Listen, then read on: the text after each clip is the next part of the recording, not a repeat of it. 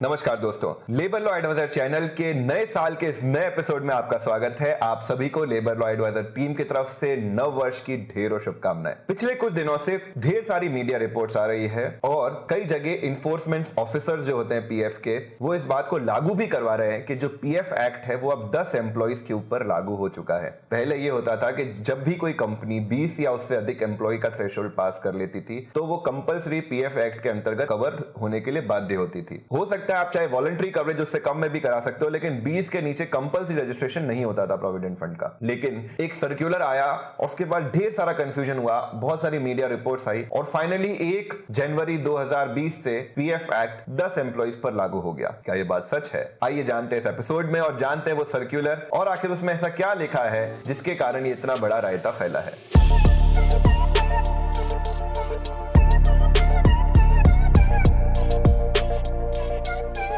तो दोस्तों सबसे पहले ये गैजेट नोटिफिकेशन को देख लेते हैं। Gadget notification government of India का आया 31 अक्टूबर 2019 को। इसमें हम क्लियरली सबसे पहले 5 लाइनें इनको समझ लेते हैं। In exercise of the power confirmed by the provision of sub section 3 of section 1 of the employees provident fund and miscellaneous act 1952, the central government hereby extends the provision of the said act to apply to the establishments employing 10 or more persons and covered under the provisions of while Jammu and Kashmir Employees Provident Fund and Miscellaneous Provident Fund Act। तो दोस्तों इस notification की सबसे important line हम समझते हैं। The central government hereby exercise the power of the said act to apply to the establishment employing 10 or more persons and covered under the provisions of erstwhile the Jammu and Kashmir Employees Provident Fund Act। तो इसमें ये कहा गया है कि भाई जो अब Jammu and Kashmir provision fund act था पहले, धारा 370 हटने के बाद वो सारी चीजें खत्म हो गई। जम्मू एंड कश्मीर एक यूनियन टेरिटरी हो गई और वहां पर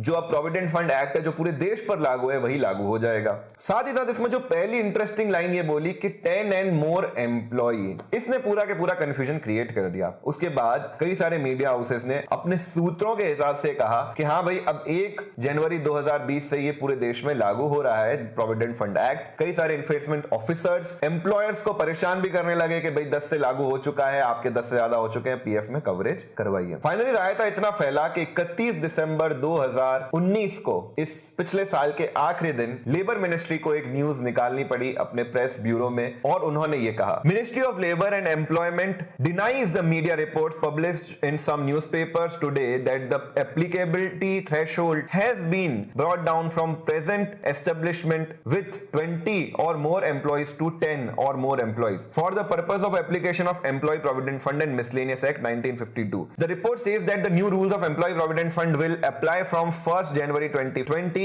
and under the new rules establishment having 10 or more employees will be covered under the said act. It is clarified that there is no change in threshold for application of EPF and MP Act and there is no such proposal in the ministry at present. तो दोस्तों उम्मीद करता हूं ये पूरी की पूरी बात आपको क्लैरिटी हो गई होगी। 10 एम्प्लॉइज पर कोई भी पीएफ एप्लीकेबल नहीं है, अभी भी 20 पर है, लेकिन हाँ वॉलंटरी पीएफ 20 से कम एम्प्लॉइज पे भी किया जा सकता है। तो दोस्तों मेरा नाम है ऋषभ जैन, आप देख रहे थे लेबर लॉ एडवाइजर। अगर आपको हमारे एपिसोड पसंद आते हैं तो इस वीडियो को लाइक करें, चैनल को सब्सक्राइब जरूर करें क्योंकि इसी तरह के मोर इन्फॉर्मेशनल वीडियोस हम सभी एम्प्लॉइज और एम्प्लॉयर्स के लिए लेकर आते रहते हैं जो आपके करियर और आपके बिजनेस से जुड़े हुए होते हैं। और जाते जाते आज का सवाल, provident fund act compulsory form में कितने एम्प्लॉइज पर लागू होता है? आपके ऑप्शन है 10 या 20, नीचे कमेंट्स में बताइए। सही जवाब देने वाले किसी एक क्लिक की विनर को मिलेगा 51 रुपए का पेटीएम कैश। जय हिंद, जय भारत।